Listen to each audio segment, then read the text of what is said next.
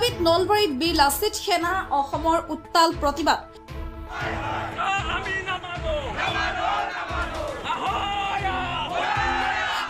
চহৰৰ মাজমজিয়া জিলা পুথিভঁৰালৰ পৰা বাহিৰ কৰে প্ৰতিবাদী সমদল।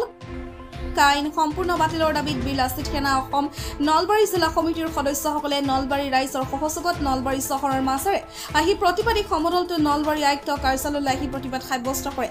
কা বাতিলৰ দাবীত আয়ুক্তৰ ওচৰতে আজি ভাৰতৰ প্ৰধানমন্ত্ৰীলৈ প্ৰেৰণ কৰে এখন স্মাৰক পত্ৰ। কা আমি নামানো, অসম চৰকাৰ মুৰ্দাবাদ, অসম চৰকাৰ হাই হাই ইত্যাদি বিভিন্ন শ্লোগানেৰে উত্তাল কৰে নলবাৰী চহৰ।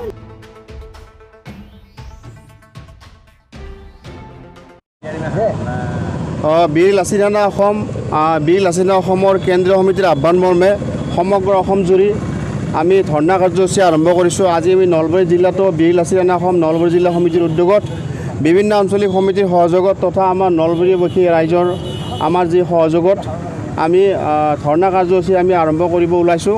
এই ধৰ্ণা কাৰ্যসূচীৰ মূল বিষয়টো হৈছে যে কেন্দ্ৰীয় চৰকাৰৰ যি হেমাহি, সেই কেন্দ্ৰীয় চৰকাৰৰ হেমাহি বুলি কোৱাৰ লগে লগে 2019 চনৰ যি নাগৰিকত্ব সংশোধনী আইন, এই নাগৰিকত্ব সংশোধনী আইনৰ ক্ষেত্ৰত আমি কেন্দ্ৰীয় চৰকাৰৰ ফালৰ পৰা কোনো সঁহাৰি পোৱা নাই। বৰঞ্চ সম্পূৰ্ণৰূপে ধিক্কাৰ দিছোঁ আমি কেন্দ্ৰীয় চৰকাৰক যে 2019 চনৰ সংশোধনী আইনখন বাতিল কৰিব লাগে, তাক ষড়যন্ত্ৰ কৰাৰ কাৰণে বৰঞ্চ 10 বছৰলৈকে পিছুৱাই দিয়া হৈছে। এই যি 10 বছৰলৈকে পিছুৱাই দিয়া যি ষড়যন্ত্ৰ কেন্দ্ৰীয় চৰকাৰৰ, সেই ক্ষেত্ৰত আমি ধৰ্ণা কাৰ্যসূচী অতি বিক্ষোভতাৰে আমি প্ৰতিবাদ কৰিব ওলাইছোঁ।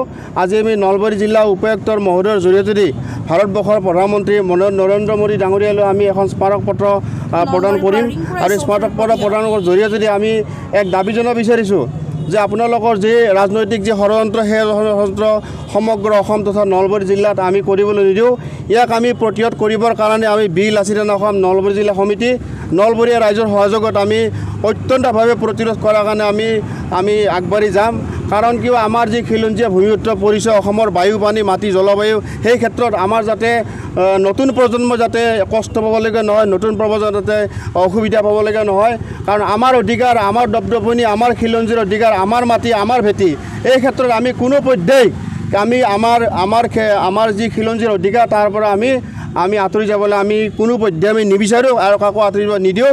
তাৰ কাৰণে বীৰ লাচিত সেনা অসম জাগ্ৰত প্ৰহৰী সদায় প্ৰস্তুত হ'ব। আৰু আগন্তুক দিনবোৰতো আমি যদি আজিৰ এই কাৰ্যসূচীৰ জৰিয়তে যদি আমি কোনো সঁহাৰি নাপাওঁ, আহি থকা দিনত আমি ইয়াতকৈ ভয়াৱহ কাৰ্যসূচী ল'বলৈ বাধ্য হ'ম আৰু ইয়াৰ দায়ী অসম চৰকাৰ আৰু কেন্দ্ৰীয় চৰকাৰ হ'ব। ধন্যবাদ। জয় অসম।